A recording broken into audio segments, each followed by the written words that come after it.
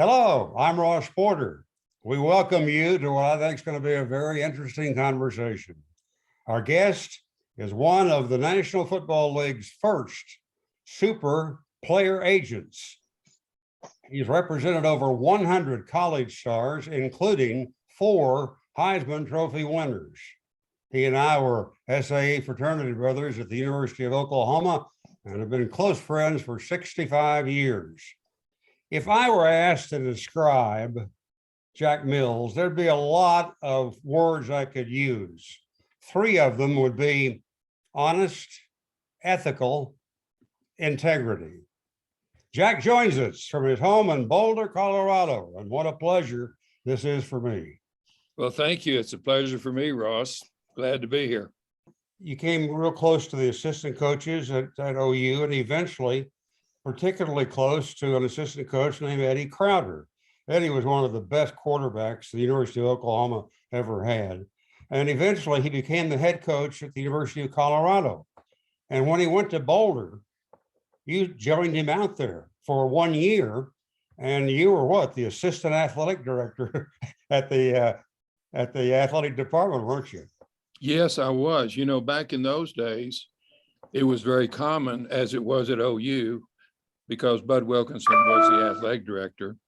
And it was very common for the head football coach to be the AD, because the football, as we know, the football program, like today, provides the bulk of the revenue to support all the other sports. Mm-hmm. And so Eddie had become the AD at Colorado, much like Bud was at OU.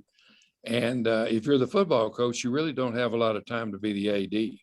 No. So I guess I was his alter ego in many respects, because he would send me around to do different meetings and conference meetings and different committees around the campus where the AD would normally go. Mm-hmm. So it was really a fun experience. And I was just coming out of the military after law school and wasn't sure where I was going to go or what I was going to do. You not only had a law degree, but you had passed the bar in 3 states, Oklahoma, California, and Colorado. So after 1 year at CU, you entered private practice specializing in sports law. What made you want to start your sports agency business in 1966? Well, that's a good question, because there was very little going on at that time, and there was very little financial incentive to get involved. But because of all my experience with athletes at Oklahoma and then with Eddie at Colorado, I decided that it would really be fun as part of my law practice to represent these guys. So I started out when guys were making very little money, and got some clients out of Colorado and Oklahoma, and a golfer named Hale Irwin, who became he turned out okay at them, didn't he? Became a Hall of Famer that won 3 U.S. Opens, and he was just a great client and a great friend. Yeah. So it was just I didn't have a big plan, because in those days there was really no way to become what we call an agent. Mm-hmm. You just had to learn on the job. There was no way to learn. There was no formal program. There was no certification by the unions. So it was just kind of open season on anybody that wanted to try it. In 1970, you hit the jackpot. You were the agent for not 1, not 2, not 3, but 4 first-round players in the NFL draft. Who were they? Yeah, today it would really be the jackpot. Back then, it was a tremendous boost to me and a tremendous pleasure to have Steve Owens, the Heisman Trophy winner that year from Oklahoma, and 2 other Oklahoma players, Steve Zabel, who was a tight end, who was drafted by the Philadelphia Eagles, and became a defensive player pretty much in the NFL, mostly played linebacker. There was a linebacker named Jimmy Files, who was drafted by the New York Giants. And then there was another back named Bobby Anderson, who was drafted locally by the Denver Broncos. Mhm. So there were 4 really good players, but 3 from OU and 1 from Colorado. Okay, I'm going to ask you about money one time in this talk with you, okay? Okay. Tell us how much money you were able to negotiate for Steve Owens with the Detroit Lions in 1970. I was able, just let me see if I can get that to stop. For Steve Owens, who the Heisman Trophy winner drafted by the Detroit Lions, he got a $40,000 signing bonus and a $25,000 first year salary. And all 3 of the players had $25,000 starting salaries. I believe that they were 4-year contracts with $2,500 raises per year. Bobby Anderson, the other 2 also got 40,000, and Bobby Anderson got 75 from the Broncos because he was a local guy and a very, he was an impact as far as the Broncos were concerned in ticket sales and interest.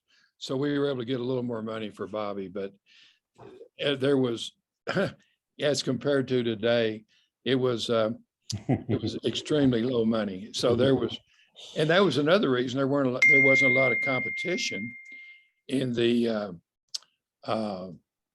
there wasn't a lot of competition for the players because there was no money to be made, to represent them. If they're making that kind of money, you're not going to make much on a fee. Yeah. Your second Heisman Trophy client was George Rogers of South Carolina in 1981. How did you get him? That was an interesting case because I had no connection to South Carolina or to George. And a coach there named Jim Carlin, the head coach at South Carolina, contacted me and said, would you be interested in talking to George? And Jim had been the head coach at Texas Tech before he went to South Carolina. And I didn't really know Jim, but he knew about me and had heard good things about me. And so he called me, and that's how I got to represent George. And there was a local attorney in Columbia named Ed Holler, who had been a player at South Carolina that was kind of my local co-counsel there in Columbia. He just took care of a lot of the day-to-day things for George that were inconvenient for me because of distance. But George was a great, he was a lot of fun client, and I still know George today. I see him, if I go back for the Heisman dinner, I'll see him then, but that's about the only time I've had contact with him. In 1995, you became the agent for a Heisman winner, Rashaan Salam, who played right down the street from you at Colorado. Was he an easy one for you to recruit, Jack? He really wasn't. He was from San Diego, and he'd gone to, he'd played like 6 or 8 man football, whatever they played at La Jolla Country Day. He was, they went through a process out in San Diego with a law firm. His mother was a school principal out there, very sharp lady. And so, yeah, there was competition, but I did have a good relationship with him because I'd known him here at CU. Very fine young man, tragic ending to his life, as you may know. Yeah. Took his own life about 3 or 4 years ago, but he was a wonderful guy to work with. Yeah. Then in 2018, another Oklahoma quarterback, Baker Mayfield, made you his agent, and that was your 4th Heisman recipient. Now, your son Tom joined you 25 years ago, and Baker Mayfield was the first Heisman winner that Tom worked with. Mayfield, folks, wore number 6 at Oklahoma. Our son Ross gave me that jersey, Jack, for my birthday the same year Baker won the Heisman Trophy. That's great. But Tom was asked about your strategy that paid off in landing Mayfield, and he had three things that he said were important: trust factor, comfort level, and personal service approach. Talk about that. Well, I think those are, quite frankly, the pretty much the benchmarks on any representation. But it was quite interesting because we got in. We didn't even meet Baker until 2 weeks after the Rose Bowl, when they'd played Georgia and lost in the playoff. We had had several conversations with his father during the season, and his dad seemed to really be in our corner, and he knew Tinker Owens, who was another OU client, Steve's younger brother. And we had Blake Bell, another OU player who was called the Belldozer, and it was a big quarterback that ended up becoming a tight end and is now a tight end in the NFL. And Blake was the son of a former client of mine, and Blake became our client, and he was friendly with Baker. But it was one of the simplest ones we had because they were not getting sidetracked by a lot of things that players, tend to get impressed with or influenced by. And so I think that was all Baker was really interested in: somebody he could trust, and somebody who had come recommended by his friends, and somebody that his dad approved of.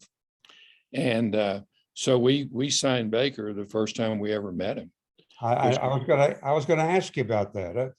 The night you met him, the first time was at a Los Angeles restaurant. Right. He came with his girlfriend, who later became his wife, and two of his marketing representatives. And you and Tom made your presentation, and Tom said to him, "What do you think?" And Baker said, "I like it." And when the dinner was over, he had signed a contract with you. Is that quite unusual to have one meeting with a Heisman Trophy winner and nail him? That is probably, one of very few that happened that way. Unfortunately, I wish it were like that more often, when players would get, referral and go on that, and just not make it more complicated than it should be. But Baker's a real smart, I have to say, he's a very smart guy. His dad is a very sharp businessman, and they really just stuck to the simple facts that they thought were important, and that made it easy for us. Well, I think Tom said one of the things that he emphasized that he thought was very effective was that you told Baker, "Look, you're not going to have any competition from another quarterback being one of our clients. You're going to have our special attention." That's true. And I think a lot of times that's important to players. And we weren't even talking to another quarterback at that time. And I think, and we didn't have another veteran client at that time either. So I think that probably was a plus for us. Well, after Mayfield signed, you and I had several conversations in the weeks that followed. And I remember that you started off by saying, "Hey, looks like Baker might go number 5 in the draft." Next time we talked, you said, "Hey, could be 4. Next time, looks like 3. Then, 2. And finally, you said he might go to number 1, and he did, to the Cleveland Browns. You remember that? I do. It was a very interesting scenario because there were 5 quarterbacks taken in the first round that year. And John Dorsey, the general manager of the Browns, had been extremely quiet about his intentions.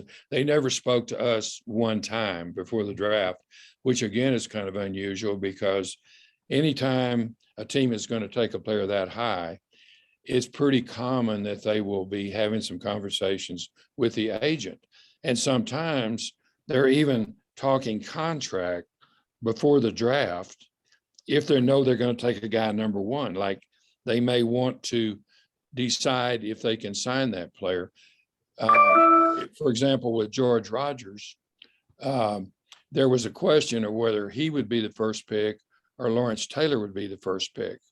And the New Orleans Saints were talking to me ahead of time to make sure that they could sign George. And if they thought it was going to be a big problem, they were going to probably take Lawrence Taylor first.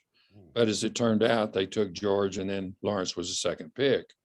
So it was real interesting how he just kept coming up the chart.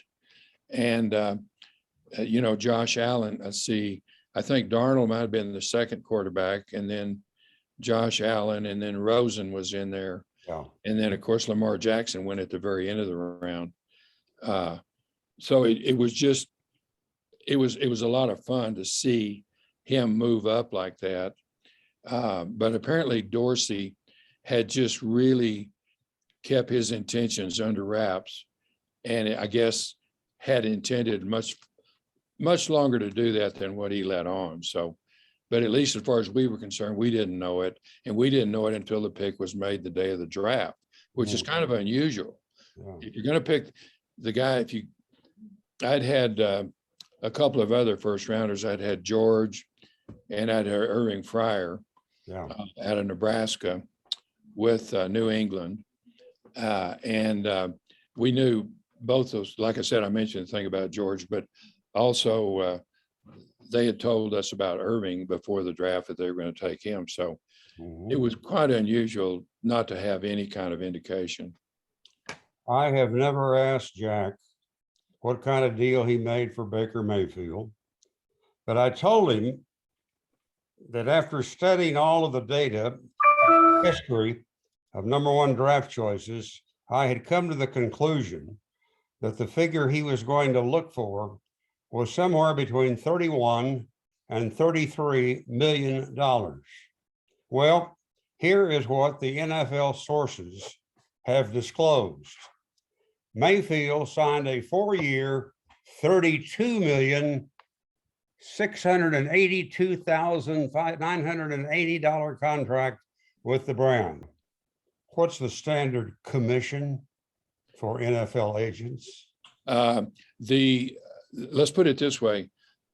We are governed by the NFL Players Association. They set our rules, and they also determine the maximum compensation. So the maximum that we can charge is 3% of what we negotiate and the player receives.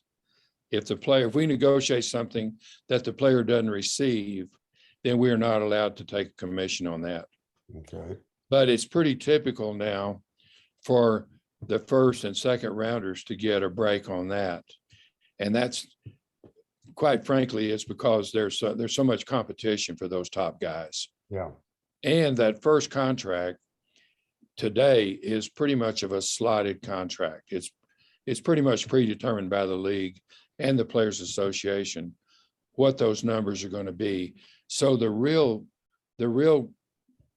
negotiations as such will take place on the second and third contracts when you're negotiating from strength or weakness, depending on what the player's done for the first 3 or 4 years. Yeah. But it's pretty common for like the first rounders to pay 1%, the second rounders pay 2%, and anybody thereafter pay 3% of their contract. Mm-hmm. Jack, your Heisman winners were in 1970, 11 years later in 1981, then a 14-year wait until 1995, and 23 years went by until number 4 in 2018. So you had a 48-year period between Heisman winners.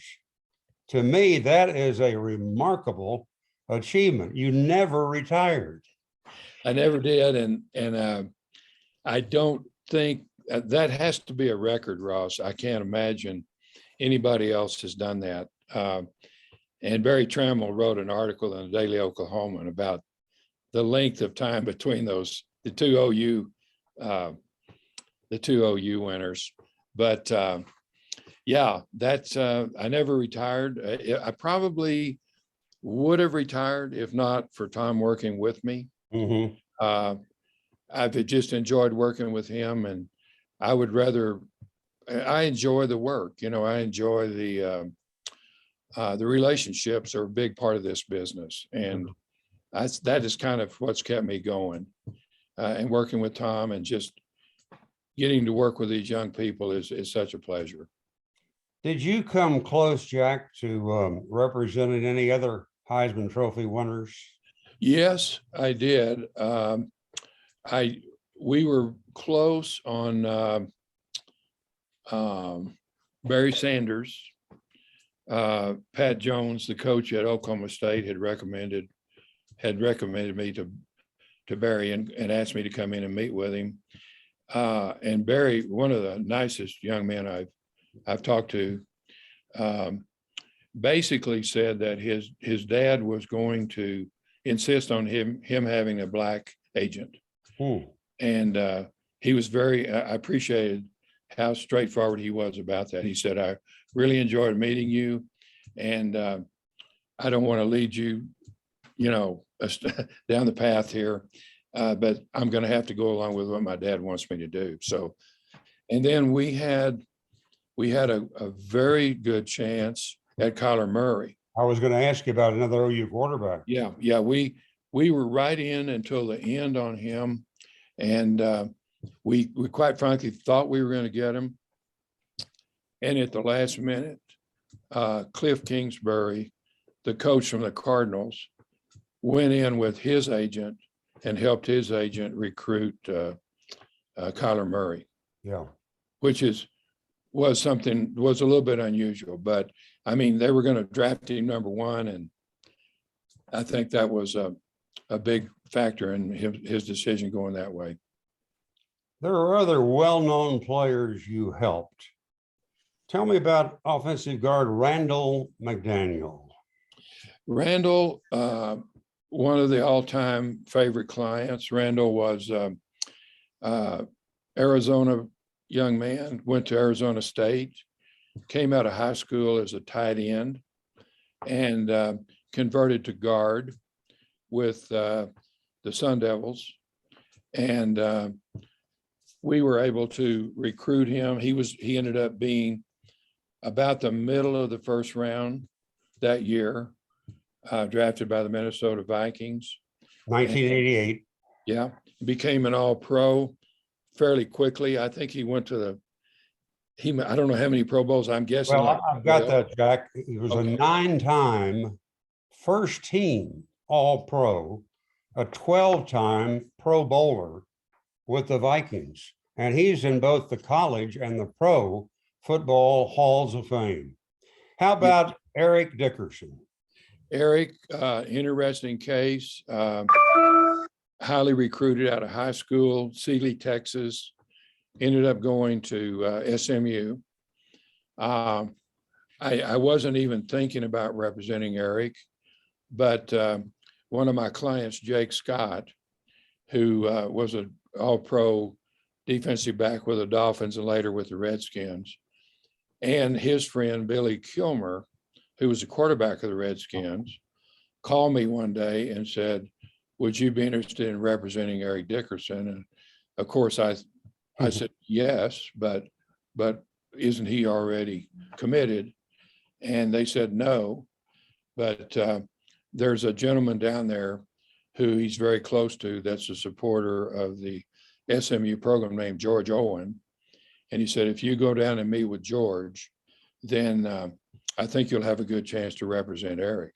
And that was another one that was, it was sort of like what happened with Baker, except we'd been like looking at Baker all year. And when I went to Dallas to meet with George, it was decided right there at lunch with Eric that I was going to represent him. So that was another quick one. And I'm sure a lot of people were very frustrated who had been offering him a lot of things to become the agent for him. But that night we were on a plane to Phoenix to meet with the Arizona Wranglers, I think their name was. It was in the USFL, Right. and they wanted to sign him. And then and then finally that league just said, well, you can sign him anywhere you want to if you'll sign him in this league. So we went to Detroit and we went to LA. The LA team was owned by a wealthy man out of Denver named Bill Daniels and LA Express. And he decided he wanted to go with the Rams.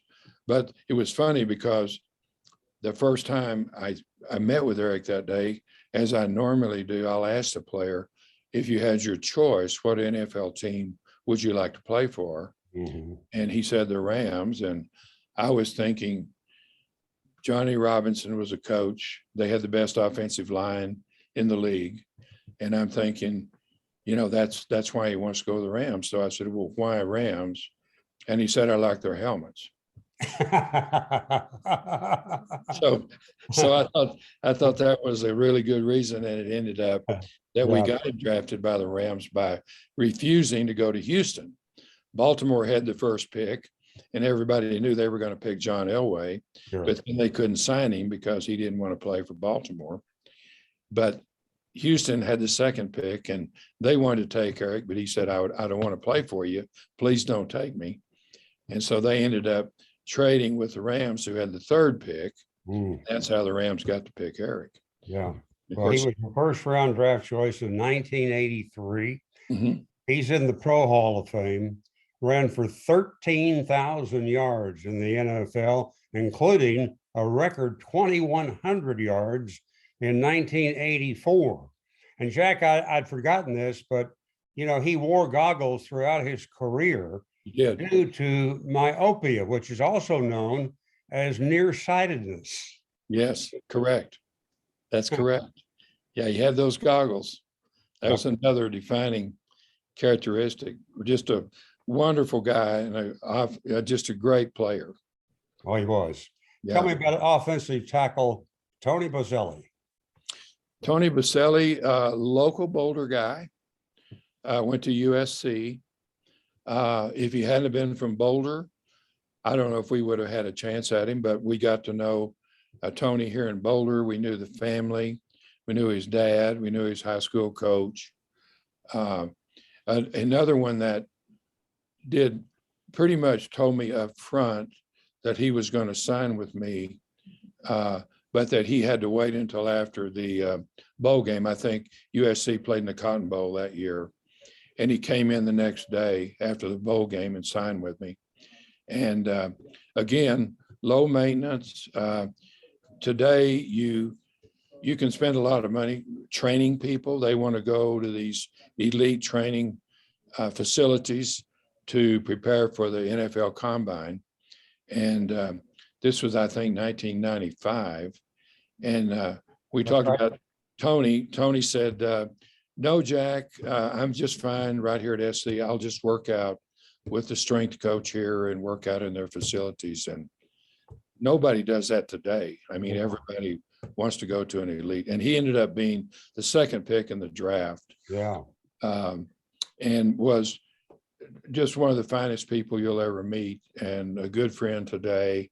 And he's up again for the Hall of Fame this year. Well, he's in the College Hall of Fame, but they think he'll be in the Pro Hall of Fame, right? Yeah, the Pro Hall of Fame. I think this is going to be his fifth or sixth time, if I'm not mistaken, to be on the ballot. Yeah. I think he was the best tackle to ever play in the NFL. Really? I think he was the best offensive tackle to ever play. Wow. He only played like 6 years, though.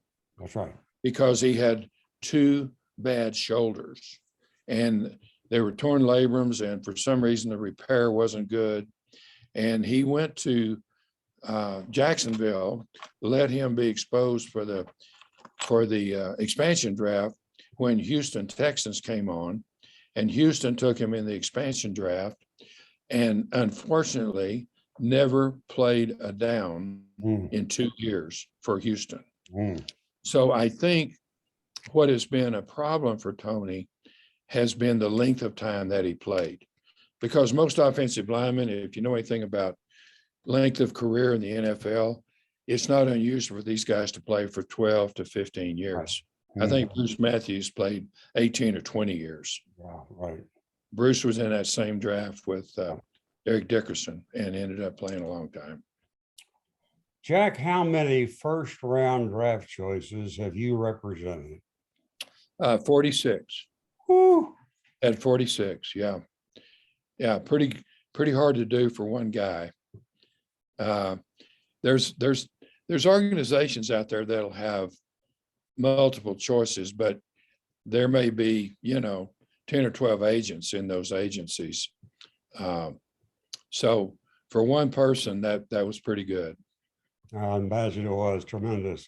Hey, I wish you would do this because I think it'd be interesting to the folks.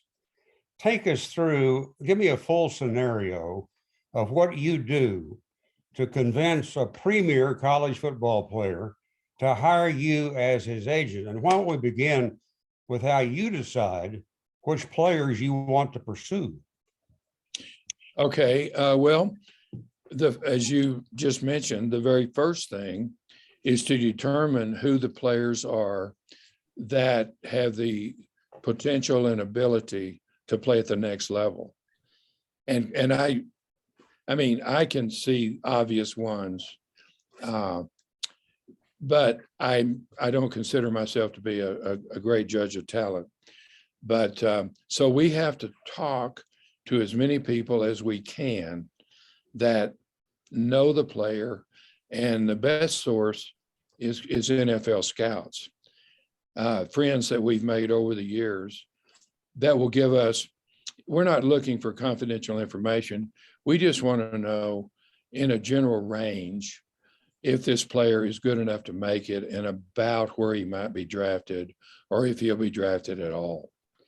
Because you don't want to waste time because we only get paid if they get paid and if they make it. So you can waste a lot of time helping nice guys who simply can't make it at that level. So we do our best to find out who really are good prospects. There are some good services. Mel Kiper and some of these guys over the years have done a pretty good job of given, certainly they're great on rating the top guys, like the guys that say go in the first 3 or 4 rounds. Beyond that, there's such little difference between a lot of players that you never know for sure, who's going to get drafted and who's not. Yeah. So that's the number one, is to figure out who they are. Then once we know if they're good prospects, then we start trying to figure out if we have some connection to that player, either through coaches or other players that we represent or have represented. And so that's normally how we try to figure out who to talk to. Then once we know who we want to talk to, then we start trying to figure out who are the influencers in their decision-making. And sometimes it's coaches, sometimes it's parents. We usually end up in all cases talking to the parents. Either they might be the first people we talk to because we don't normally like to buy their players during the season. And the players normally don't want to deal with this during the season. So we're more or less trying to lay a foundation to where we can establish a relationship or some kind of rapport with the family before the player is ready to sign. They can't sign until their eligibility is over, until they've played their last game. They cannot make a commitment to an agent. In 1987, Doug Looney of Sports Illustrated wrote a multi-page article on you. I was so proud of you when I read that. It just kept going 4 or 5 pages. The title was Jack Be Nimble, A Day in the Life of an Agent. And what he had to say was this: a day in the life of a sports agent, Jack Mills, is one of ringing telephones and negotiations that are at once high-powered and low-keyed. Mills deals mostly with football players and their teams, and he's always polite, always at ease. Jack, I think Doug nailed it. That's you. I've never seen you angry or flustered. Well, I think that's pretty accurate. I know Tom said in an interview one time, nothing bothers him. And I think that's pretty much been the case. And it's a good thing. It's a good way to be if you're going to be in this business, because there's a lot of things you could be upset about, and whether sometimes you lose clients or sometimes you don't get treated well in negotiations. Players just have more leverage today because we have real free agency, which we never had until like 93. But yeah, that's I'm pretty laid back in that respect. But there was a book written by some guys at Harvard called Getting to Yes, and their big premise was be easy on the people and hard on the problem. And so I've really tried to follow that. It's easy. In fact, some people, negotiators, part of their tactics is to get you upset and to get you off course of why you're there. So I think just don't get sidetracked by the personality of the people you're dealing with. Just be easy on the people, hard on the problem is a real good way to state it. During the early 1970s, there were several professional sports teams who refused to deal with an agent, and the athletes were being paid, I'd say, a minimal wage. Things got ugly. And in 1975, you were one of 5 agents who founded the Sports Lawyers Association to try and ease tensions. You got a big break when free agency was legalized as a result of a lawsuit filed by baseballer Curt Flood. Correct. Yes. Yeah, baseball. Well, your life has been baseball, so you know what it was like before free agency in baseball. Yeah. And Curt Flood basically sacrificed his career for the cause of free agency. And we know that's, and then we also know about Messerschmitt and the other player were the guys that finally got it done. McNally, was he in there? Yeah, McNally and Messerschmitt. Those were the 2 guys that finally got it done. But in football, it finally got done in collective bargaining. And the big trade-off was to have a salary cap that would apply to all the teams equally. And as you know, we still don't have that in baseball. No. That's the reason you have these gross disparities in the payrolls. Yeah. Among your honors, the National Sports Law Institute presented you with an award in recognition of your significant contribution to the development of sports law, ethics, and integrity. Those are the same words I used to start this chat with you, and I didn't even know that they were mentioned in the award. Well, that was a high compliment. I always say the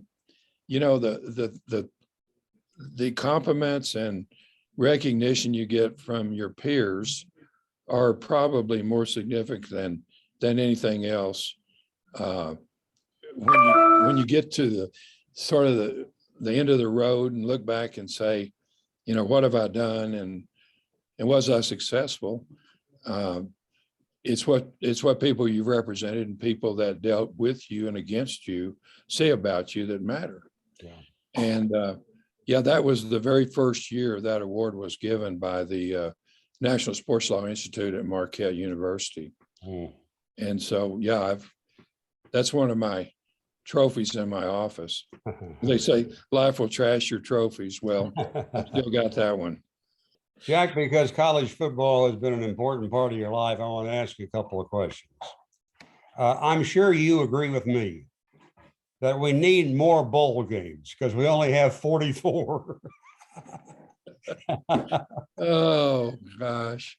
It's just incredible to me how you watch some of these so-called minor bowl games, and there may be 4,000 or 5,000 people in the stands, Yeah.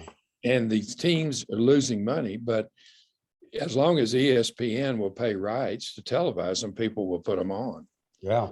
But now I just heard Tom just told me a few minutes ago that Texas A&M is out of the Gator Bowl because of COVID, Yeah. and Wake Forest is looking for an opponent. Wow. I just heard that a few minutes ago, right? And who knows how many other bowl games are going to get canceled because of COVID. But no, there's too many. I mean, Yeah. to me, to win 6 games is not No. what you should be rewarded for. Two teams, both 6 and 6, are facing each other in the so-and-so bowl. Yeah. When we were growing up, Jack, I don't think there were more than about 6 bowls. Were they Rose Bowl, Orange Bowl, Sugar Bowl, Cotton Bowl? Which one am I missing? You could probably put the Gator Bowl in there. Yeah, but for the most part, Rose, I think we were just the big 4 when we started That's college. right. That's right. You had to just 4. really look for something to make Gator Bowl number 5. Yeah, Jack, and we had game of the week. We had game of the week. Yeah. One game. Yeah. Should there be more than 4 teams in the playoff? I think so. I think there's so little difference between most of those teams in the top 10. And I think if a team can win its conference, I think they should be entitled to the national playoff. Mm-hmm. The way it is now, you're typically going to get two teams from the Southeast Conference. That's right.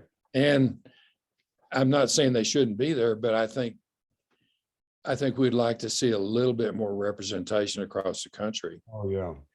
Jack, we've talked a lot today about football players being in a Hall of Fame. Isn't it true that you are a member of a Hall of Fame? Yes, I'm a member of the Big Country Sports Hall of Fame in Abilene, Texas. Was that because of your talent as the quarterback at Stanford, Texas High School? I think it was because it happened so late, Ross. It's happened in 2018. And my last year of high school football was 1955. Wow. I think. Who was alive to vote for you? maybe that's how I got in. They'd say, I heard Jack was really good. No, I'll tell you, I think it was a combination of that and my career as an agent. Because I think at the night of the induction, they mentioned something about this was the first time we've ever inducted a sports agent. But then they had me talk a fair amount about our first state championship at Stanford when I was the quarterback. Yeah, there you are up there in the corner. There you are. Yeah. Yes, sir. Yeah. Number 12. Jack, is there any other topic you'd like to talk about? I noticed one of the questions we talked about earlier was what could the NFL do to make the sport? I wanted to ask you about that. How they improve the product? Improve the sport. I thought about that, and there's 2 things. I would like to see the NFL go to the college system of overtime. Mm-hmm. The reason I say that is that the coin flip in the overtime in the NFL, that's right, is a huge part of winning the game. Yeah. Whereas in college, both teams get a chance to score. That's right. And if you want to set a time limit like they have now in the NFL, 10-minute quarter, that's fine. You could say if we go through, 4 cycles or 5 cycles of starting the ball on the 25-yard line, the game is over. That's fine if you want to limit it. But I just think when you go an entire game and you're tied, and then you're going to go into overtime, that both teams should have an opportunity Right. to have the football. That's Absolutely. my number one. And Absolutely. number two, Ross, and this became, I was watching the Rams game last night. Pass interference is just too much of the outcome of a pro game. Mhm. And so I know the NFL doesn't necessarily like to follow college rules, but I really think a 15-yard penalty for pass interference is a lot fairer than a 40 or 50-yard penalty Right. for pass interference. Right. I mean, that call last night, that non-call on that Seattle player with 3 minutes to go, was one of the most blatant pass interferences I've ever seen. Hmm. It was somewhat like the one in the playoffs when the Saints and the Rams played, Yeah. and it wasn't Right. called. That's right. It was very similar to that. I mean, it was, And decided the game. yes. And so, and I know there's so much judgment involved in pass interference, and they tried to review it and then they quit letting it be reviewable. But I'd say at least let's make this a 15-yard penalty so that it doesn't decide so many games the way it is now. Yeah. My friend, many thanks for giving us the time to converse today. Been a great pleasure. May you stay in good health and have a very positive 2022. Well, thank you, Ross. It's certainly been a pleasure to me. We've been friends for a long time. There's nobody I'd rather do this with. Well, you're very nice. Best to Sorelda and your family. Thank you. And Merry Christmas, you and Lynn. thanks so much. In fact, Lynn's right here. And Lynn's going to step in here and say hello to you. Hi, Lynn. Merry Christmas, Jack. What fun this is. Merry Christmas to you. This was a I lot of love fun. I loved it. I just wish Sorelda were sitting right there with you. I didn't let her be a part of this. Great family. Jack Mills has been our guest, and it has been a great time with him. Thanks, Jack. Okay, my pleasure. Bye-bye. Bye.